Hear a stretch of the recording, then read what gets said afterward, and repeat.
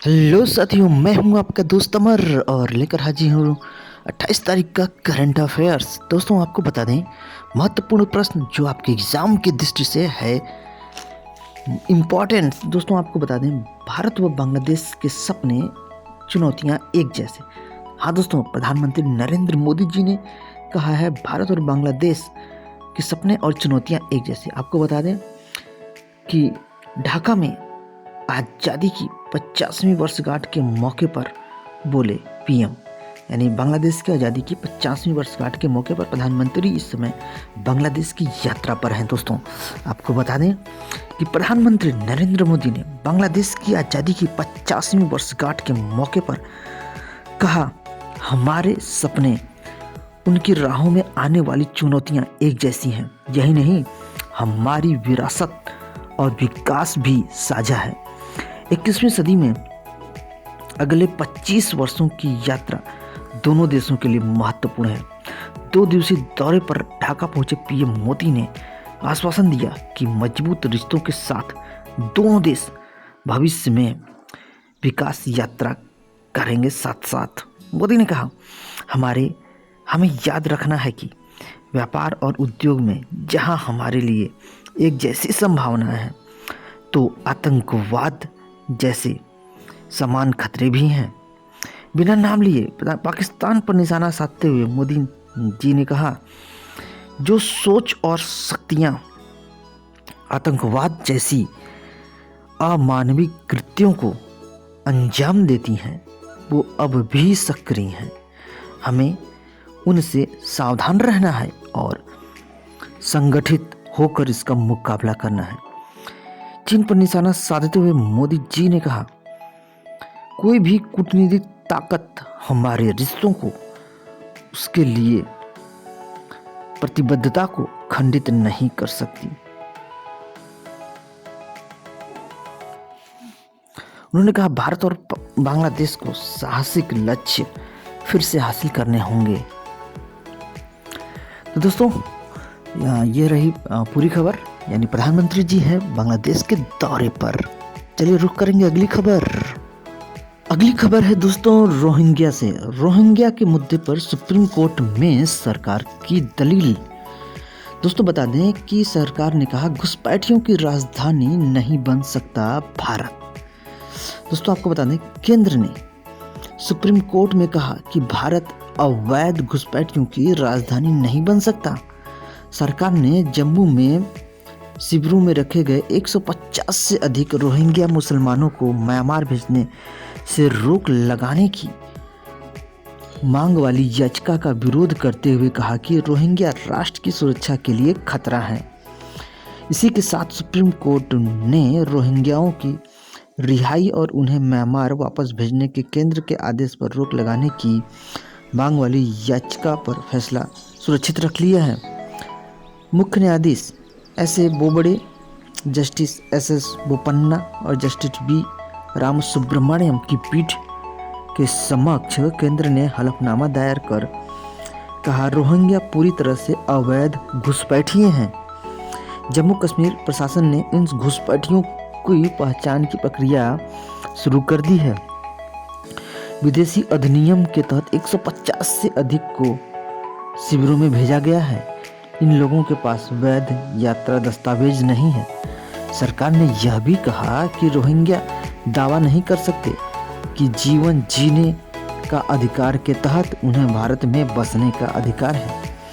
वहीं रोहिंग्याओं की ओर से पेश वरिष्ठ वकील प्रशांत भूषण ने कहा कि हिरासत में रखे रोहिंग्या लोगों को रिहा कर भारत में ही रहने दिया जाए। तो दोस्तों ये है रोहिंग्याओं को लेकर बार बार ये न्यूज़ आता रहता है, तो इम्पॉर्टेंट है, तो इसको भी आप जरूर ध्यान रखें। रुख करेंगे अगली खबर की ओर। तो अगली खबर दोस्तों आ रही है, डीएल वाहनों के पंजीकरण की वैधता जून तक बढ़ाई गई। दोस्तों आपको बता दें, केंद्र सरकार ने 1 फरवरी को समाप्त हो चुकी या 31 मार्च तक खत्म हो रहे ड्राइविंग लाइसेंस यानी डीएल वाहनों की आरसी और परमिट की वैधता को 30 जून तक बढ़ाती है। सरकार ने कोरोना महामारी के मद्देनजर यह फैसला लिया है। सड़क परिवहन एवं राज्य मार्ग मंत्रालय ने राज्यों को इस बाबत आदेश भी जारी कर दिया है। इससे पहले भी इन दस्तावेजों की वैधता को 4 बार बढ़ाया जा चुका है। मंत्रालय ने 30 मार्च 2020, 9 जून 2020, 24 अगस्त 2020 और 27 दिसंबर 2020 को वैधता बढ़ाने का आदेश दिया था। चलिए दोस्त, अगली खबर से आपको रूबरू कराते हैं। अगली खबर है, आपराधिक केस दर्ज होने मात्र से नियुक्ति से इनकार नहीं किया जा सकता। दोस्तों आपको बता दें कि कोर्ट ने कमांडेंट पीएससी को नए सिरे से दिया है निर्णय लेने का निर्देश। दोस्तों आपको बता दें, इलाहाबाद हाई कोर्ट ने पुलिस भर्ती 2013 के आवेदन में तथ्य न छिपाने के बावजूद आपराधिक केस दर्ज होने के कारण नियुक्ति निरस्त करने को सही नहीं माना और नियुक्ति अधिकारी अवतार सिंह केस के दिशा निर्देशों के तहत 2 माह में नियुक्ति पर निर्णय का आदेश दिया है हाई कोर्ट ने। दोस्तों मैं आपको बता दूं, यह आदेश न्यायमूर्ति MC त्रिपाठी ने राहुल कुमार की याचिका को निस्तारित करते हुए दिया है। दोस्तों आपको बता दें कि याचिका का कहना है कि सुप्रीम कोर्ट के निर्देश पर 3295 खाली पदों का चयन परिणाम घोषित हुआ, जिसमें याची सफल हुआ। उसे आगरा PSC 15 बटालियन में कांस्टेबल पद पर नियुक्ति के लिए भेजा गया, किंतु कमांडेंट ने यह कहते हुए उसकी नियुक्ति नहीं की कि उसके खिलाफ अलीगढ़ में आपराधिक केस दर्ज है। पुलिस चार्जशीट दाखिल हो चुकी है। याची के अधिवक्ताओं का कहना था कि उसने दर्ज आपराधिक केस छिपाया नहीं है। केस दर्ज होने मात्र से उसे नियुक्ति देने से इनकार नहीं किया जा सकता। न्यायिक निर्णय का हवाला भी दिया। अगर मुख्य स्थायी अधिवक्ता संजय कुमार सिंह का कहना है कि याची के खिलाफ चार्जशीट दाखिल हो चुकी है, ऐसे में हस्तक्षेप नहीं किया जा सकता।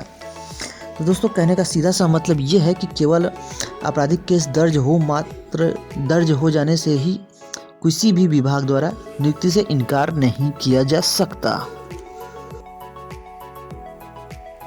दोस्तों अगली खबर आ रही है अमेरिका से। अमेरिका की बात करें तो जो बाइडेन ने कहा कि नियम पालन के लिए चीन को जवाबदेह ठहराएंगे।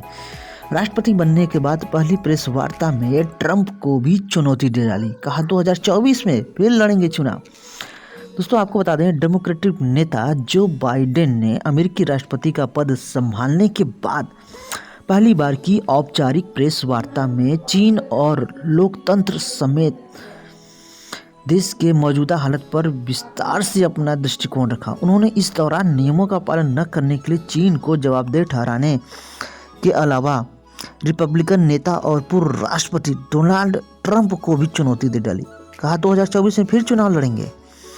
जो बाइडेन ने चीन, रूस और विश्व स्तर पर हो रहे बदलाव को अमेरिका के लिए चुनौती बताते हुए कहा कि बीजिंग सबसे बड़ी चुनौती हो सकता है। जब उनसे पूछा गया कि क्या वे चीन पर टैरिफ या बंधुआ मजदूरी से तैयार हुए माल पर प्रतिबंध जारी रखेंगे, तो उन्होंने कहा सवाल एकदम वैध है, लेकिन चीन के साथ अमेरिकी रिश्ते बेहद कम क्षेत्र तक ही रह गए हैं। उन्होंने कहा कि केवल चीन ही नहीं, दुनिया भर में देखें जहां 21वीं सदी में लोकतंत्र और निरंकुशता के बीच जंग है, हमें साबित करना होगा कि लोकतंत्र काम करता है। बाइडेन ने क्वाड देशों के नेताओं के साथ हुई बैठक का जिक्र करते हुए कहा कि हम अपने साझेदारों और सहयोगियों के साथ मिलकर नियमों का पालन करने के लिए चीन को जवाबदेह ठहराएंगे।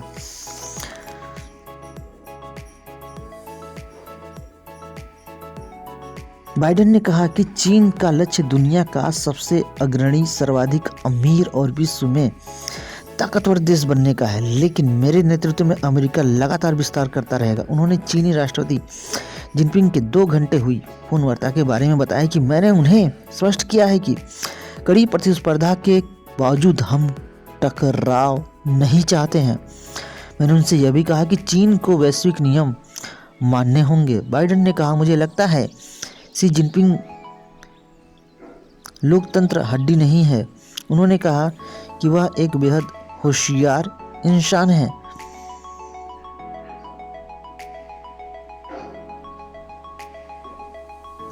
तो जो बाइडेन का पहली यह प्रेस वार्ता थी। दोस्तों अगली खबर आ रही है IMF से। भारतीय अर्थव्यवस्था तेजी में सुधार के रास्ते पर, लॉकडाउन से लग सकता है झटका। IMF ने कहा है। अंतर्राष्ट्रीय मुद्रा कोष IMF का कहना है कि भारतीय अर्थव्यवस्था तेजी से सुधार के रास्ते पर है। हालांकि कोरोना के फिर से बढ़ रहे मामलों को देखते हुए लागू होने वाले लॉकडाउन में सुधार को झटका लग सकता है। IMF के प्रवक्ता गैरी राइस ने कहा है कि कोरोना महामारी के झटकों से उभर रहा भारतीय अर्थव्यवस्था सुधार की राह पर आगे बढ़ रही है। 2020-21 की चौथी तिमाही में वास्तविक GDP वृद्धि फिर से सकारात्मक हो सकती है, जो महामारी की शुरुआत के बाद पहली बार होगा। इसकी प्रमुख वजह सफल और स्थिर पूंजी में बढ़ोतरी है।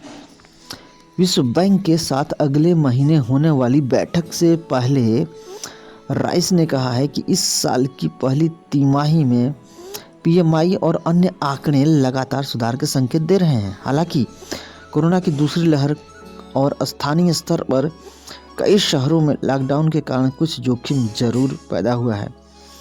IMF 6 अप्रैल को विश्व आर्थिक परिदृश्य जारी कर सकता है। तो दोस्तों IMF की तरफ से यानी अंतर्राष्ट्रीय मुद्रा कोष की तरफ से यह अनुमान लगाया गया है, तो इम्पोर्टेंट हो सकता है, जरूर ध्यान दीजिएगा। दोस्तों अगली खबर मैं आपको बता रहा हूँ, बांग्लादेश मना रहा है स्वर्ण जयंती। दोस्तों बांग्लादेश अपने संस्थापक शेख मुजीबुर रहमान की 100वीं जयंती के मौके पर मुजीब वर्ष के रूप में मना रहा है। दोस्तों आपको ये भी बता दें, इसी मौके पर हमारे प्रधानमंत्री जी बांग्लादेश की दौरे पर हैं। आपको बता दें दोस्तों, भारत और बांग्लादेश के रिश्तों को मजबूत बनाने तथा बांग्लादेश की स्वर्ण जयंती समारोह में शामिल होने के लिए प्रधानमंत्री नरेंद्र मोदी जी बांग्लादेश गए हुए हैं। और भारत और बांग्लादेश दोनों इस वर्ष अपने राजनीतिक संबंधों की स्वर्ण जयंती भी मना रहे हैं। तो प्रधानमंत्री शेख हसीना के साथ बांग्लादेश के प्रधानमंत्री कार्यालय में बात किए और 5 सहमति पत्रों पर हस्ताक्षर हुआ। तो किसी भी प्रतियोगी परीक्षा में आपसे ये भी पूछ सकता है कि कुल कितने सहमति पत्रों पर हस्ताक्षर हुआ, तो कुल 5 सहमति पत्रों पर हस्ताक्षर हुए।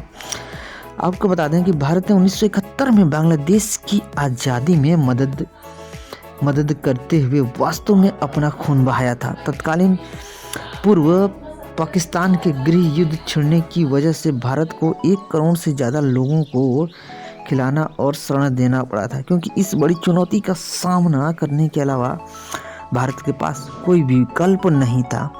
हालांकि वर्ष 1971 में भारत ने पूर्वी पाकिस्तान में हिंसा और रक्तपात के बारे में विश्व समुदाय के बीच कूटनीतिक अभियान भी चलाया था, और जब हमला हुआ तो भारत ने सैन्य तरीके से जवाब दिया। उसके 5000 सैनिक शहीद हो गए। 16 दिसंबर 1971 को 93,000 पाकिस्तानी सैनिकों ने भारत के संयुक्त कमान के समक्ष आत्मसमर्पण किया और इस प्रकार से बांग्लादेश का जन्म हुआ।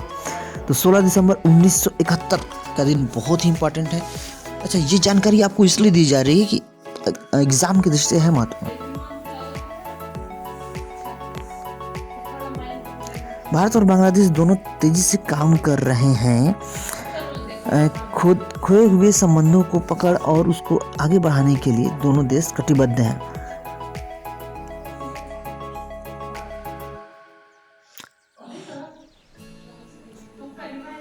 दोस्तों आपको बता दें कि भारत ने 5 प्रमुख बुनियादी ढांचा परियोजनाओं का निर्माण करने के मदद की है, जिसमें से सबसे ज़्यादा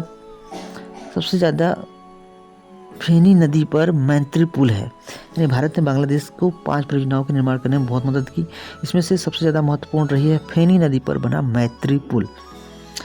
विश्व 9 मार्च को प्रधानमंत्री नरेंद्र मोदी द्वारा खोला गया यह पुल पूर्वोत्तर भारत और बांग्लादेश के बीच एक व्यापारिक गलियारे का हिस्सा है।